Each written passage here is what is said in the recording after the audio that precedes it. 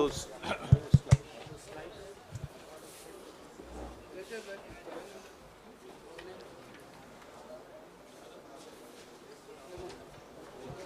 Who else? नमस्कार साथियों, इस विशेष प्रेस वार्ता में आप सभी का स्वागत है। एक अत्यंत महत्वपूर्ण मुद्दे पर अभी राहुल जी आपको संबोधित करेंगे। Rahul ji. Are they going to put this stuff up here? Srivatsa, are you putting this up here? नमस्कार, कैसे हैं? आप थोड़े शेल शॉक्ड लग रहे हो। ये कांग्रेस पार्टी ने क्या कर दिया, कैसे कर दिया? हाँ, अच्छा इसी के कारण है ये। अच्छा ज़्यादा लोग आ गए। ओके। नहीं देखिए, आज हम बड़ी इम्पोर्टेंट चीज़ के बारे में आपको कहना चाहते हैं। पहली बार हमने नोट किया कि चुनाव के समय प्रधानमंत्री ने, होम मिनिस्टर ने और फाइनेंस मिनिस्टर ने स्टॉक मार्केट पर टिप्पणी दी। प्रधानमंत्री ने 2-3 बार 4 बार देश को कहा कि स्टॉक मार्केट तेजी से आगे बढ़ने जा रही है। होम मिनिस्टर ने सीधा कहा कि 4 जून को स्टॉक मार्केट आसमान में जाएगी, लोगों को खरीदना चाहिए। और यही मैसेज फाइनेंस मिनिस्टर ने दिया। फर्स्ट, ये आज थोड़ा हम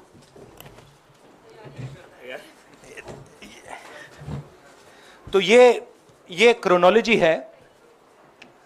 अमित शाह कहते हैं बाय शेयर्स बिफोर 4 जून। 19 में नरेंद्र मोदी जी कहते हैं stock market will break records on June 4। फिर 28 मई को रिपीट करते हैं। 1 जून मीडिया झूठे एग्जिट पोल रिलीज करती है। बीजेपी का ऑफिशियल जो इंटरनल सर्वे था वो उनको 220 सीट दे रहा था। तो ये इंफॉर्मेशन बीजेपी के लीडर्स के पास था। इंटेलिजेंस एजेंसीज ने 200 और 220 के बीच में सरकार को बताया था कि उनकी सीट्स आ रही हैं। 3 जून को स्टॉक मार्केट सारे रिकॉर्ड तोड़ देता है और 4 जून को खटाक से स्टॉक मार्केट अंडरग्राउंड चला जाता है। अगला स्लाइड दिखाइए जरा। ये देखिए, 31 मई massive stock activity, more than double what was there on 30th, more than double what was there on 29, 28। ये अनोमली देखिए। ये कौन लोग हैं? ये वो लोग हैं जो जानते हैं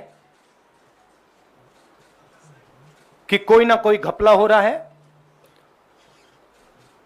हजारों करोड़ रुपए यहां पे इन्वेस्ट हुए हैं, फॉरेन इन्वेस्टर्स ने इन्वेस्ट किए हैं। और उसके बाद 30 लाख करोड़ रुपए का लॉस होता है। किसका लॉस होता है? रिटेल इन्वेस्टर्स का लॉस होता है। तो ये जो आप देख रहे हैं, हिंदुस्तान की स्टॉक मार्केट की हिस्ट्री का सबसे बड़ा स्कैम है। और इसके बारे में हम कुछ सवाल पूछना चाहते हैं। पहला सवाल, why did PM&HM give specific investment advice to the 5 crore families investing in the stock market? Is it their job to give investment advice? Second, why both interviews were given to the same media house owned by the same business group, which is also under SEBI investigation for manipulating stock market. Third, what is the connection between the BJP, the fake exit pollsters, and the dubious foreign investors who invested one day before the exit polls were announced and made a huge profit at the cost of 5 crore families? We demand a JPC into this. We are absolutely convinced that this is a scam. Somebody has made thousands of crores of rupees at the cost of Indian retail investors, and the Prime Minister and the Home Minister have given an indication to buy. And this is a criminal act. So we demand today a joint parliamentary committee to investigate this. मैं हिंदी में बोल देता हूं. प्रधानमंत्री ने देश की जनता को इन्वेस्टमेंट एडवाइस क्यों दी, और 5 करोड़ परिवारों को जो इन्वेस्ट करते हैं उनको प्रधानमंत्री ने, होम मिनिस्टर ने स्टॉक खरीदने का आदेश क्यों दिया? दूसरा, दोनों इंटरव्यूज जो किए गए थे वो अदानी जी के जो चैनल्स हैं उनको दिए गए थे. उन पर सेबी का इन्वेस्टिगेशन हो रहा है, तो उन चैनल्स का क्या रोल है? और बीजेपी के बीच में जो फेक एग्जिट पोलस्टर्स हैं और ये जो फॉरेन इन्वेस्टर्स हैं, इनके बीच में क्या कोई रिश्ता है? और अगर रिश्ता है तो क्या है? हम जेपीसी चाहते हैं, हम इन्वेस्टिगेशन चाहते हैं, और देश इसकी सच्चाई जानना चाहता है. धन्यवाद. शुक्रिया राहुल जी. साथियों, अभी अभी राहुल जी ने आपको स्पष्ट तरीके से क्रोनोलॉजी समझ लिया है. बार बार गृह मंत्री कहते थे अब क्रोनोलॉजी समझिए. आज राहुल जी ने देश को क्रोनोलॉजी समझाया है. इसके ऊपर अगर आपके सवाल हैं तो एक एक करके आप पूछेगा, एक एक करके पूछेगा. I haven't said the chronology in English, so I'll say the chronology in English. 13th May 2024, the Home Minister says, buy shares before 4th of June. This is a clear indication to retail investors and others to buy stock. 19th May, for the first time, and then repeatedly until the 28th May, the Prime Minister says that the stock market is going to break records on 4th June. Finally, on 1st June, completely fictitious exit polls are released. These investors are given a completely wrong impression. And on the 3rd of June, as we all know, the stock market breaks all records and then crashes on the 4th of June. Whoever has made money as the stock market rose and also as the stock market crashed. And we are interested in having a joint parliamentary committee, a JPC, to investigate the role of the Prime Minister, the role of the Home Minister, role of BJP members, and also those people who have done these fake exit polls. And finally, we want to understand who are the people, these foreign investors, who did these trades. So we want an investigation for that. शुक्रिया राहुल जी. हाँ संजय. राहुल जी, इससे पहले भी आपने Adani issue पे JPC पिछली लोकसभा में मांग की थी, तो क्या आप चाहेंगे कि ये इशू और हिंडनबर्ग इशू दोनों कंबाइन हो और दोनों की जांच हो? ये जो इशू है, this is a broader issue than just the Adani issue. It is connected to the Adani issue, but this is a much broader issue. This is directly the Prime Minister of India, Home Minister, who are privy to data on actual election results, who have IB reports, who have their own data, who are advising retail investors to buy stock for this has never happened before. And by the way, the Prime Minister has never commented on stock market before this. This is the first time the Prime Minister has commented, very interestingly, and multiple times, one after the other, saying that stock market is going to boom, stock market is going to boom, stock market is going to boom. And at the same time, he has information that the exit polls are wrong. He has information that he knows what is going to happen because he has IB data and he also has his own party data. हाँ जी रवि। राहुल जी, मेरा सवाल यही है कि जी news ने भी ये सारी चीज़ बताई है जनता को कि कई चैनलों ने मिलकर ये सब चीज़ किया है, जिस तरह से एग्जिट पोल करके लोगों को गुमराह किया है, जिस तरह से शेयर बाजार में सारा कुछ हुआ है। जी न्यूज़ ने भी इस मामले को उठाया है और बताया है, और आपके कहने का सीधा अर्थ है कि अडानी को इसका फायदा उठाने के लिए किया गया है? नहीं, मेरा कहने का ये अर्थ है कि उसमें अडानी इन्वॉल्व हो सकता है, मगर ये अडानी से बहुत बड़ी चीज़ है।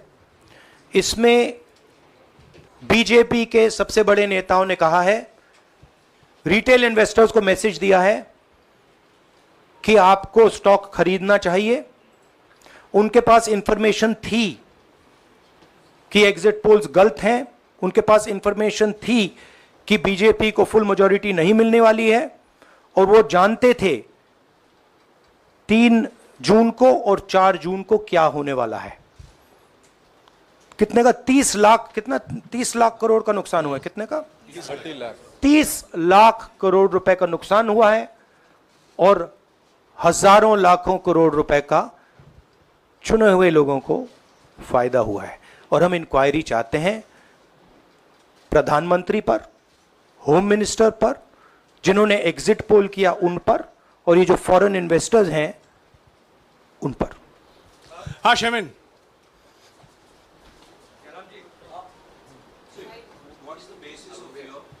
बहुत दूर है। 30 lakh crore loss of asset. How did you arrive at that figure? Do you want to explain? This is based on the value, market value of all the companies the day before the results came, and the market value of the stock market of all the companies at the end of the day on results. हाँ संजीव, एक minute Sanjeev. Rahul ji, you've talked about, are you alleging the involvement of the Prime Minister and the Home Minister? Yes. And whose money is it? Yes, Are you that, saying that it is what I their am money? saying. I am saying that people very high up in the BJP have carried out this scam. I am saying they had partners who carried out these exit polls.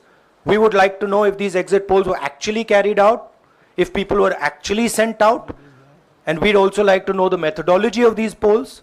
We'd like to understand who these investors are. We have some sense of who these investors are. So we are not just speaking out of the air. We are confident that if an investigation is done, interesting things will be revealed. And we think the Prime Minister and Home Minister are directly involved in this. हाँ सिद्धार्थ।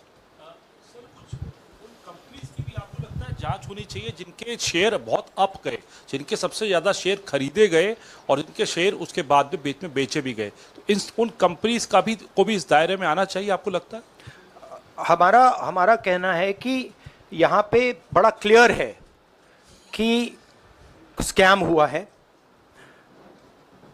प्रधानमंत्री ने directly कहा है, home minister ने directly कहा है, indicate किया है जनता को कि स्टॉक मार्केट ऊपर जाएगी। होम मिनिस्टर ने तो साफ कह दिया कि खरीदना चाहिए।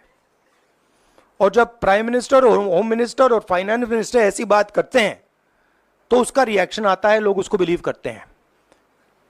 तो बिल्कुल क्लियर है कि इन 3 लोगों ने कहा है।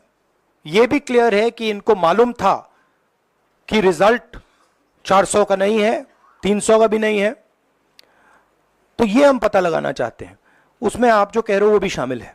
हाँ जी, राहुल जी, ब्रह्म प्रकाश दुबे, इंडिया डेली लाइफ से। मेरा सवाल ये है कि जो आपने बताया है इतना बड़ा स्कैम है, पहले भी आपने कई मामले उठाए हैं, जेपीसी की मांग पहले नहीं मांगी गई है, तो क्या आपने कहा ये आपराधिक मामला है, क्या कोर्ट में जाएंगे या पुलिस में शिकायत दर्ज करेंगे, क्योंकि आप कह रहे बहुत बड़ा घोटाला है ये? नहीं भैया, मैंने अभी आपको शिकायत दर्ज करेंगे क्योंकि आप कह रहे बहुत बड़ा घोटाला है ये? नहीं भैया, मैंने अभी आपको बोला हम जेपीसी डिमांड कर रहे हैं, इन्वेस्टिगेशन डिमांड अगर नहीं मांगते तो पुलिस में, कोर्ट में जाएंगे? जो भी करना है करेंगे, बट हम आपको ये इन्फॉर्मेशन दे रहे हैं कि ये जो हुआ है ये नॉर्मल चीज़ नहीं है। इसमें प्रधानमंत्री ने इंडिकेशन दिया है, होम मिनिस्टर ने इंडिकेशन दिया है, फाइनेंस मिनिस्टर ने इंडिकेशन दिया है, अदानी जी के चैनल्स के थ्रू इंटरव्यूज़ किए हैं, और फाइनली लोगों ने इन्वेस्ट किया है, लोगों ने फाइनेंशियल एक्शन लिया है, कंपनीज ने शेयर खरीदे हैं। इसी विषय पर, एक मिनट, इसी विषय पर, इस स्टॉक मार्केट घोटाले पर ही हम सवाल ले रहे हैं। मौसमी, इसी विषय पर कीजिएगा बस।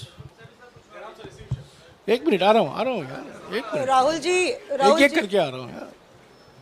राहुल जी, हम लोग ने पहले भी देखा है कि आप लोग ने कई बारी जब सेशन होता है तो सत्ता पक्ष और विपक्ष आमने सामने होता है, जेपीसी की मांग होती है और सेशन पे सेशन वॉश आउट हो जाते हैं और जनता का पैसा वेस्ट होता है। तो क्या आपको ये तो बीजेपी की लाइन है। तो क्या नहीं, मतलब जनता का पैसा के सेशन वाटर, आप ऐसी टी शर्ट ले लो ना एक, मैं आपको दे दूंगा, जरूरत नहीं है, उनका वो सिंबल दे दूंगा आपको, ये उनकी लाइन है। सवाल आपको पसंद नहीं आए वो अलग बात है, पर आपको किसी नहीं, के सवाल मुझे बहुत पसंद आ रहा है। इस तरह से उंगली उठाने की जरूरत नहीं। आप चेक बहुत अच्छा लग रहा है, बोलिए। बीजेपी का बैच पहनने की आप जरूरत सवाल नहीं। पूछे ना, सवाल नहीं, आपको भी जयराम साहब ये बोलना चाहिए, नहीं, सवाल गलत पूछे, बात है। सवाल पूछे। मेरा बस ये सवाल था कि जेपीसी की मांग पे कई बारी कामकाज ठप हो जाता है, तो क्या आपको लगता है कोई और भी राह आप लोग सड़क की राह इख्तियार कर सकते हैं, क्योंकि ये आम आदमी का पैसा है? ठीक, हम जनता को एक रियलिटी बता रहे हैं कि यहाँ पे क्लियरली एक स्कैम हुआ है। यहाँ पे प्राइम मिनिस्टर ने इंडिकेट किया है, यहाँ पे होम मिनिस्टर ने इंडिकेट किया है, यहाँ पे फाइनेंस मिनिस्टर ने इंडिकेट किया है। नॉर्मली बीजेपी की ये पोजीशन होती है कि जब भी हम कोई मुद्दा उठाते हैं तो हम पार्लियामेंट का टाइम वेस्ट कर रहे हैं। वही पोजीशन आपने अपनाई है, इसलिए मैंने आपसे कहा कि देखिए आप बीजेपी की पोजीशन ले रही हैं। रियलिटी ये है कि हम जेपीसी करवाएंगे। अब ऑपोजिशन में बहुत ज़्यादा ताकत है, बहुत ज़्यादा स्ट्रेंथ है, और पूरा जो पार्लियामेंट की सिचुएशन है वो बदल गई है। हाँ जैनेंद्र। राहुल जी, जेपीसी की मांग जो आपने की है वो तो पार्लियामेंट सेशन में होगी, लेकिन ये जो आम निवेशक हैं देश भर के जिनका 30 लाख करोड़ डूबा है, उनमें कर्नाटक के, तेलंगाना के, हिमाचल के भी लोग होंगे।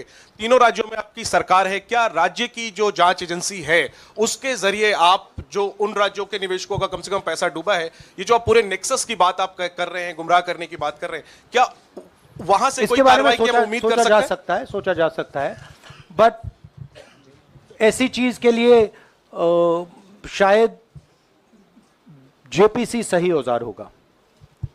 हाँ Ranjita, Ranjita, okay, Mohit is asked, Ranjita यार आप पूछते रहे। मोहित चलो। आपको ऐसे सर मैं इज अपसेट सर मैं मोहित, आपने चमत्कार किया, पूछ लीजिए। सर मैं मोहित हूँ, न्यूज नेशन से। नहीं जानता। सर लगातार पिछले घोटालों में भी आपने जेपीसी की बात की थी, आपने हर जांच की बात की, और ये एक बड़ा घोटाला सामने आया, इसमें भी आप जेपीसी की मांग कर रहे हैं। कितनी उम्मीद है कि लोग जेपीसी की ये लागू करेंगे? आपको क्या लगता है कि ये जेपीसी लागू करने वाले, अगर नहीं करेंगे फिर क्या करेंगे आप लोग? नहीं, हम प्रेशर लगाएंगे, डालेंगे, बट मुझे लगता है कि जो पहले राजनीतिक सिचुएशन थी, जिस इम्प्यूनिटी के साथ प्रधानमंत्री पहले काम करते थे, मुझे लगता है वो अब खत्म हो गया है, तो दूसरा नतीजा आएगा। राहुल जी, ये आखिरी है क्या और दो लेंगे? ये आखिरी है। नहीं, आखिरी हो गया, इन्होंने कह दिया आखिरी। ओके रंजीता।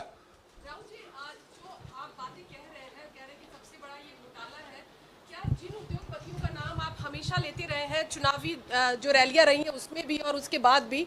क्या आप कहना चाहते हैं कि सरकार ने मदद की है उन उद्योगपतियों को और अमीर बनाने में?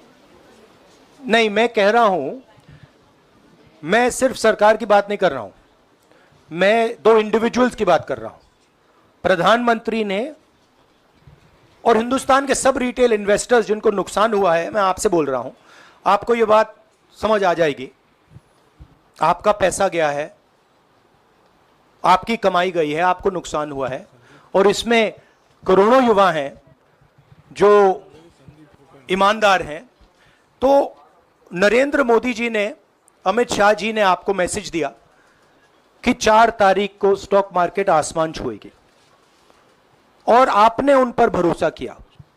मगर सच्चाई यह थी कि नरेंद्र मोदी को मालूम था कि 4 जून को स्टॉक मार्केट आसमान नहीं छुएगी।